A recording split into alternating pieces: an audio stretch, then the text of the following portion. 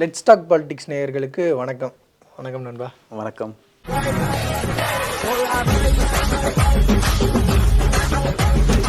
என்ன நண்பா, இன்னைக்கு என்னென்ன டாபிக்ஸ்லாம் நம்ம பேச போகிறோம்? இன்றைக்கி வந்துட்டு நம்ம ஃபஸ்ட்டு ஒரு எரிமலை போல் ஒரு டாபிக் ஒன்று இருக்குது. தொட்டா பொசுங்கிறோன்னு வச்சுக்கோங்களேன். அந்த டாப்பிக்கு என்னென்னா கீழடி பற்றி ஒரு விஷயம் இருக்குது. அதை வந்து ஃபஸ்ட்டு பேசுவோம். அதை பற்றி அதுக்கப்புறம் என்ன பேசுவோம் அப்படின்னா, திருமாவளவன் அவர்கள் வந்துட்டு கூட்டணியை பற்றி ஒன்று பேசியிருக்காரு. அதை பற்றியும் பேசுவோம். அப்புறம் கடைசியாக இந்த சின்ன டாக்டர் பெரிய டாக்டர் விவகாரத்தில் ஹாஸ்பிட்டல் அட்மிட் ஆகிருக்காங்க. டாக்டரை பார்க்கக்கூடாதுன்னு சொல்லிட்டு ஹாஸ்பிட்டல் அட்மிட் ஆகிருக்காங்க. அதை பற்றி என்னன்னு பார்ப்போம். ஸோ இப்போ ஃபஸ்ட்டு என்ன அப்படின்னா, இந்த கீழடி விஷயம். அதில் வந்துட்டு நம்ம தலைமை நிலை செயலகத்திலேருந்து ஒரு அறிக்கை விட்டுருக்காங்க. அந்த அறிக்கை விட்டுருக்கிறது யாருன்னா, நம்ம கொள்கை பொறுப்பு பொதுச்செயலாளர் அருண்ராஜ் எக்ஸ்ஐஆர்எஸ் அவர்கள் தான் அந்த அறிக்கையை விட்டுருக்காரு. அந்த அறிக்கையில் ஃபஸ்ட்டு லைன் ஒன்று இருக்குது. என்ன அப்படின்னா, தமிழர் நாகரிகத்தை வந்துட்டு சும்மா வேணுக்குன்னு தொட்டு பார்க்காதீங்க. அது வந்து ஒரு எரிமலை போல ஒரு விஷயம். அது தொட்டால் நீங்கள் வந்துட்டு காலி, அந்த மாதிரிலாம் பேசல. அந்த மாதிரி சொல்லியிருந்தாரு. அதுதான் டைரக்டா வந்துட்டு பாஜக அரசை சாடி தாக்கியே பேசியிருந்தாங்க. ஏன்னா உண்மை தானே. இவ்வளோ நாளாக வந்துட்டு பாஜகவை சொல்கிறதுக்கு உங்களுக்கு என்ன இதுவா அதுவா, அவங்களுக்குன்னு தனியாகவே நாங்கள் வந்துட்டு செட்டப் பண்ணி வச்சு அடிச்சிருக்கோம். ஓகேவா? அந்த மாதிரி ஒன்று சொல்லியிருக்காரு. என்ன அப்படின்னா, இந்த 2014 கீழடியில் அகழ்வாராய்ச்சி வந்துட்டு ஸ்டார்ட் பண்ணுறாங்க. ஆமாம். அப்படி ஸ்டார்ட் பண்ணி முதல் கட்டமாகவும் ரெண்டாம் கட்டமாகவும் நடக்குது. அது இறுதியில் வந்துட்டு கீழடியில் வந்து ஒரு நகர நாகரிகம் வந்துட்டு இருந்ததற்கான தடயம் இருக்கு அப்படின்னு சொல்றாங்க. 2000 வருஷத்துக்கு முன்னாடியே இருந்திருக்கு. கிமு 6ஆம் நூற்றாண்டு. ஆமா. ஸோ அப்பவே வந்துட்டு ஒரு நகர நாகரிகம் இருக்கு அப்படின்னு சொல்றாங்க. இதெல்லாம் ஏத்துக்க முடியாது. இந்த பாஜக அரசு என்ன பண்ணுது, ஐயோ நம்ம சிந்து சமவெளிக்கு வந்துட்டு கொஞ்சம் பாதிப்பா இருக்கு, இவரை தூக்கி நம்ம வட மாநிலத்துக்கே பண்ணிடும்னு சொல்லிட்டு யாரு இந்த அகழ்வாராய்ச்சியை வந்துட்டு நடத்தினது அமர்நாத் ராமகிருஷ்ணன் அவர்கள். அவர் தலைமையில் தான் நடந்துச்சு. அவரை வந்து தூக்கி வட மாநிலத்துக்கு அனுப்பிச்சிட்டாங்க. அதுக்கப்புறம் அவங்களால ஒருத்தரை வந்துட்டு உள்ளார அனுப்புறாங்க. அவர் அனுப்பி அவர் என்ன பண்றாரு, பாஜக அரசுக்கு ஏற்ப ஆமா இங்க வந்துட்டு எதுவுமே இல்லை, அகழ்வாராய்ச்சி இதுக்கப்புறம் மேற்கொள்ள ஒண்ணுமே இல்லை அப்படின்னு க்ளோஸ் பண்ணிட்டு போயிட்டாரு. என்னப்பா என்ன நீங்க போயிட்டீங்கன்னா என்ன நாங்க என்ன சொம்பையா அப்படின்ற மாதிரி தமிழக அரசு வந்துட்டு எடுத்து நடத்துறாங்க. இப்போ வந்துட்டு 10ஆம் கட்டம் வரைக்கும் நடந்திருக்கு. அதுக்கப்புறம் திரும்பி அமர்நாத் ராமகிருஷ்ணன் வந்துட்டு ஒரு கட்டத்தில் 2023ஆம் ஆண்டு இங்கே வராரு. சென்னைக்கே திரும்ப பணியிட மாற்றம் பண்ணப்படுறாரு. அவர் வந்ததுக்கப்புறம் ஒரு 982 பக்கங்களுக்கு வந்து ஒரு அறிக்கையை ரெடி பண்ணுறாரு. எப்படின்னா, இங்கே கீழடி நாகரிகம் வந்துட்டு விவசாயம் பண்ணியிருக்காங்க. அவங்க வந்துட்டு விலங்குகள் கூட வந்துட்டு சகஜமாக பழகியிருக்காங்க. அது மட்டும் இல்லாமல் இந்த பயிர் நெற்மணிகள்லாம் வந்துட்டு இங்கே கிடச்சிருக்கு. ஸோ இதெல்லாம் ஆராய்ச்சி பண்ணி பார்க்குறப்போ இது வந்து ரொம்ப பழங்காலத்துல அந்த காலத்துல அட்வான்ஸான ஒரு நாகரிகம். அது மட்டும் இல்லாம இந்த முதுமக்கள் தாழியில வந்துட்டு எழுத்துக்கள் பொறிக்கப்பட்டிருக்கு. இப்ப நாம வந்துட்டு பாத்தீங்க அப்படின்னா, நம்ம ஏதாவது ஒரு கிஃப்ட் கொடுக்குறோன்னா அதுல வந்துட்டு நம்ம நேம் வந்துட்டு போட்டு கொடுப்போம். ஒரு பாத்திரமா இருக்கட்டும், அந்த மாதிரி அது வந்துட்டு அந்த வழிமுறை வந்துட்டு அந்த காலத்துல இருந்தே பின்பற்றிட்டு இருந்திருக்கோம் நாம. அப்படி பாக்குறப்போ ஒரு நாகரிகம் வந்துட்டு படிப்பறிவிலையும் வந்துட்டு முதிர்ச்சி அடைஞ்சிருக்காங்க. ஒவ்வொரு வீட்லையும் வந்துட்டு எழுதிருக்காங்க அப்படின்னா அவங்க எந்த அளவுக்கு படிச்சிருந்திருப்பாங்க. அப்போ அந்த எழுத்து வந்துட்டு மக்களுக்கு எந்த அளவுக்கு சேர்ந்துருக்கு, அப்போது அந்த ஒரு எழுத்து ஒரு மொழியானது எந்த அளவுக்கு பழமையாக இருக்கும் அப்படின்னு இதில் வந்துட்டு தெரிய வருது. இதெல்லாம் வந்துட்டு எழுத்துக்க முடியாத இந்த பாஜக அரசு வந்துட்டு என்ன பண்ணுது, இந்த அறிக்கையை வந்துட்டு அப்படியே கிடப்பில் போட்டுறாங்க 2 வருஷத்துக்கு. இதுக்கப்புறம் என்ன பண்ணுறாங்க, விட்டிங்களா அது.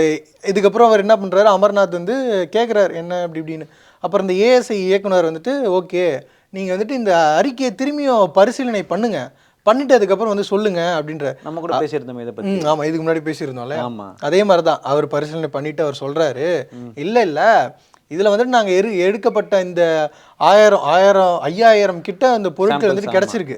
அதெல்லாம் வந்துட்டு கார்பன் டேட்டிங் மூலயமா அறிவியல் ஆராய்ச்சிக்கு உட்படுத்தப்பட்டிருக்கு. அப்படி உட்படுத்தப்பட்டு அதில் வந்துட்டு கிட்டத்தட்ட ஒரு 2000 வருடங்களுக்கு முன்னாடியே இருந்த ஒரு பொருட்கள் தான் அப்படின்னு அறிவியல் பூர்வமாக நிரூபிக்கப்பட்டுருச்சு. அதை சொன்னாலும் அது ஏற்றுக்க முடியாத அரசு திரும்பி என்ன நீ சொல்ல எப்படியா பண்ணிட்டு இருக்க, நீ திரும்பியும் வடமாநிலத்துக்கு போ அப்படின்னு ஆசாமுக்கு அனுப்பிச்சிட்டாங்க. ஸோ இதுலேருந்து என்ன தெரியுது அப்படின்னா, அவங்களுக்கு இந்த சிந்து சமவெளியும் சமஸ்கிருதம் மட்டும்தான் முதன்மையாக இருக்கணும்.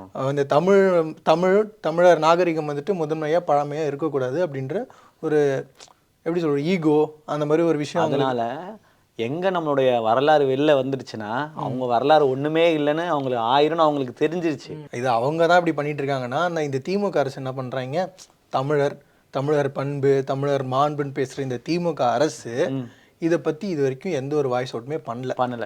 அதையுமே வந்துட்டு இந்த அறிக்கையில சொல்லியிருக்காங்க, நீங்க இதுவுமே பண்ணல, நீ அவங்க குடும்பத்துக்கு ஆனா வந்துட்டு ஏதாவது ஒண்ணுன்னா டெல்லிக்கு போயிட்டு யார் பார்க்கணுமோ அவங்களெல்லாம் பார்த்து கை காலில் விழுமா பேச வேண்டியது. ஸோ இந்த ஒரு விஷயம் மாறணும். நம்ம தமிழர் நாகரிகமும் தமிழர் பண்பும் இந்த உலகத்துக்கே அறிய வைக்கணும்னா அடுத்த வருஷம் நம்ம தலைவர் வருவார். அவர் வந்துட்டு இந்த ஒரு நாகரிகத்தையும் இந்த கீழடியில் இருக்கிற தமிழர் நாகரிகத்தை இந்த உலகத்துக்கே எடுத்து காட்டுவார்.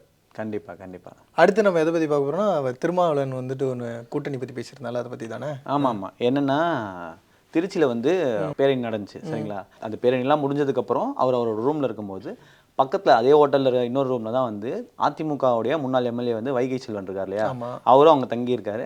அவர் வந்து ஒரு புத்தகம் வெளியிட்டிருக்காரு போல இருக்கு. அந்த புத்தகம் வெளியிட்டதுனால சரி இவரை நமக்கு ரொம்ப வருடம் பழக்கமானவர்னு சொல்லிட்டு அந்த புத்தகத்தை எடுத்துகிட்டு போயிட்டு ஒரு பரிசளிக்கும் விதமாக அவர் போய் பார்த்துருக்காரு. பார்த்து பேசியிருக்காங்க. உள்ளே என்ன பேசுனாங்கன்னு நமக்கு தெரிய வரல. பேசுனதுக்கப்புறம் வைகை செல்வன் கிட்ட வந்து இந்த ப்ரெஸ் மீட்டில் இருக்கவங்க ப்ரெஸ்லாம் என்ன கேட்டிருக்காங்க, என்னங்க பேசுனீங்க, இது மாதிரிலாம் பார்த்து தான் கேள்விப்படேன் அப்படின்னா, அவர் சிம்பிளாக ஒரு விஷயத்தை போட்டு உடச்சிட்டாரு. என்னன்னா இவருக்கு திருமாவளவனுக்கு வந்து திமுகவில் நெருக்கடிலாம் இருக்குதான், அதெல்லாம் திமுகவோட கூட்டணியில் ஒரு பெரிய ஓட்டை விழுந்துருச்சு அப்படின்ற மாதிரி சொல்லிட்டு போயிட்டாரு. அவர் கொளுத்தி போட்டு போயிட்டாரு. ஆமாம். இது சம்மந்தமாக வந்து அதுக்கப்புறம் ப்ரெஸ் வந்து திருமாவளவன் அவர்களை வந்து கேட்டிருக்காங்க, ஏனுங்க இந்த மாதிரி உங்கள் கூட்டணியில் பிரச்சனையாமே நீங்கள் என்ன அப்போ அதிமுக கூட சேர்றீங்களா அப்படின்லாம் கேட்டதுக்கு அந்த இடத்துல திருமாவளவன் அவர்கள் என்ன குறிப்பிட்டிருந்தாருன்னா, அவர் என்ன பார்க்க வந்தது ஒரு பழக்கத்தின் காரணமாக தான் அவரோட புத்தகத்தை குறித்து கொடுக்க வந்திருந்தார். நட்பின் அடிப்படையில் மட்டும்தான் வந்து அவர் பார்த்தாரு, எந்த கூட்டணி சார்பாலாம் நாங்கள் எதுவும் பேசலன்ற மாதிரி குறிப்பிட்டிருந்தார். ஆனால் இதே திருமாவளவன் அவர்கள் வந்து இந்த இடத்துல இப்படி சொல்லிட்டு அவர் வந்து மதுரையிலேருந்து பொதுக்கூட்டம் நடந்துச்சு இல்லையா, அங்கே போயிட்டு என்ன குறிப்பிட்டிருக்காரு அப்படின்னா, எங்களுக்கு வந்து அதிமுக கூட சேர்றதுல எந்த பிரச்சனையும் கிடையாது, ஆனால் அதிமுக கூட வந்து பாஜகவும் பாமகவும் இருக்கிறதுனால தான் எங்களுக்கு பிரச்சனை. அவங்களோட அடிப்படை கொள்கையே வந்துட்டு இந்த மதவாதமும் இந்த ஜாதிவாதம் இது பண்றவங்க தான் எதிரி. ஆமா, கரெக்டா அப்படியே அதிமுகல இருக்கிறதுனால அதுக்கு அவர் ஒத்துப்பட்டு வரல. ஏன்னா கொள்கை ரீதியாவே அவங்க எதிரிகள் இல்லையா. அப்ப அவர் என்னன்னா திருமாவளவன் இங்க வந்து நாங்க போல அப்படின்ற மாதிரியும் ஒரு பேசியிருக்காரு இல்லையா. இது இல்லாம அங்க வந்து அதிமுக கூட எங்களுக்கும் அதாவது அதிமுகவுக்கும் எங்க கட்சிக்கும் எந்த பிரச்சனையும் இல்லை அப்படின்ற மாதிரி குறிப்பிட்டிருக்காரு. அப்படின்றனால எங்க வந்து இந்த கூட்டணி வந்து சேருமா சேராதான்னு சொல்லிட்டு நிறைய பேர் கன்ஃபியூஷன் கிரியேட் பண்ணிட்டு இருக்காரு. இது கண்டிப்பா சேராது. அவங்களுக்கு வந்துட்டு திமுக கூட்டணி இருக்கிறது, அந்த நெருக்கடி இருக்கிறது வந்து அவரே ஓப்பனா சொல்லிட்டாரு ஆமா அப்படின்னு. அதுக்கு முன்னாடி நம்ம முன்னாடி ஒரு வீடியோ பேசியிருந்தோம்ல, நாங்கள் சீட்ஸும் வந்துட்டு கேட்கலாம் இருக்கோம், அதிகமான சீட்ஸ் கேட்கலாம் அப்படின்னு இருக்கோம். ஒருவேளை அங்கேயும் கொடுக்கல, இந்த மாதிரி ஒரு நெருக்கடி இருக்கிறதுனால அவரும் இப்படி ஓப்பனாகவே சொல்லிட்டாரு. கொள்கை எதிரியா பாமக அதிமுக கூட இருக்கனால அங்கேயும் சேர மாட்டாரு கண்டிப்பா. இப்போ வேற ஒரு கூட்டணி அப்படின்னு பார்க்கணும் அப்படின்னா ஒரே ஒரு கட்சி தான் இருக்கு. பார்ப்போம் 2026 யாரோட கூட்டணி வச்சுப்பாருன்னு பார்ப்போம். அடுத்தது வந்துட்டு சின்ன டாக்டர் பெரிய டாக்டர் டாக்டருங்களுக்குள்ள சண்டை. இதனால 2 பேருக்கு காய்ச்சல் வந்து அப்ப கூட டாக்டருங்கிட்ட தான் போகணும் காய்ச்சல். ஆனா அவங்க நெஞ்சு வலி வந்துருச்சுன்னு சொல்லிட்டு ஹாஸ்பிட்டலுக்கு போயிருக்காங்க. எதுக்கு? டாக்டருங்களை பார்க்க கூடாதுன்னு. அதான் சின்ன டாக்டர் வந்துட்டு அவரோட சைடில் இழுக்கிறதுக்காக ஒவ்வொரு மாவட்டமா போயிட்டு ஒவ்வொரு நிர்வாகிகளா பார்த்து சந்திச்சுட்டு வந்துட்டு இருக்காரு. இவருன்னா நம்ம மாவட்டம் நம்ம சைடு வராரு, ஐயோ இவர்கிட்ட சேர்ந்துட்டா அவரு கோச்சுப்பாரு, சேர்ந்துட்டா கூட இல்ல இவர்கிட்ட பேசுறத பார்த்தாலே அவர் கோச்சுப்பாரு அப்படின்னு பயந்து ஓடுறாங்க. ஆமா, அவர்கிட்ட பேசிட்டு இவர் கோச்சுப்பாரு. என்ன பண்றதே தெரியும், 2 பேருக்கு நடுவில் மாட்டிட்டு முடிக்கிறாங்க. பேய்க்க சண்டை இங்க ஊரே வேடிக்கை பார்க்குது. அந்த மாதிரி தான் அவர் வந்துட்டு இதுல இருந்து தப்பிக்கிறதுக்காக நெஞ்சு வலின்னு சொல்லி ரெண்டு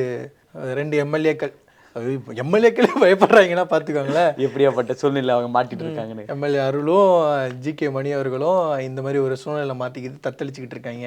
அவங்களுக்கு எப்போ ஒரு விடிவு காலம் பிறக்கும்னு நமக்கும் தெரியல. நெஞ்சு வலி டிராமாவை பண்ணியிருக்காங்க. நல்ல நடிப்பு, கண்டிப்பா பாராட்டக்கூடியது. அன்புமணி வந்துட்டு என்ன சொல்றாரு, எங்களுக்குள்ளார வர அந்த குழப்பம் வந்துட்டு திமுகனால தான் அப்படின்னு அன்புமணி சொல்றாரு. 2 நாள் கழிச்சு ராமதாஸ் அவர்கள் என்ன சொல்றாரு, அப்படிலாம் கிடையாது, அன்புமணினால தான் இவ்வளவு பிரச்சனையும் அப்படின்னு சொல்ற. இவங்க 2 பேருக்குள்ளாரியே இவ்வளவு சண்டைகள் இருக்கு. இதுக்கு ஒரு எண்டே இல்லையா அப்படின்ற மாதிரி தான் இருக்கு. பார்ப்போம் எப்போதான் இது முடியும்னு சொல்லிட்டு. சரி, இன்னைக்கு நிறைய விஷயங்கள், நிறைய இஷ்யூஸை பற்றியும் நம்ம பார்த்தோம், நிறைய இன்ஃபர்மேஷனையும் தெரிஞ்சுக்கிட்டோம். இதே போல் அடுத்த வீடியோவில் மக்களை வந்து சந்திப்போம். அது வரைக்கும் உங்களுக்கு இந்த வீடியோ பிடிச்சிருந்தா கமெண்ட் பண்ணுங்கள், லைக் பண்ணுங்கள். இந்த வீடியோ யாருக்காவது ஷேர் பண்ணால் நல்லா இருக்குமோ அவங்களுக்கு ஷேர் பண்ணுங்கள். அப்படியே சப்ஸ்கிரைப் பண்ணிவிட்டு பக்கத்தில் இருக்க பெல் ஐக்கானை டான் அமைக்கிறேங்க. நன்றி, வணக்கம்.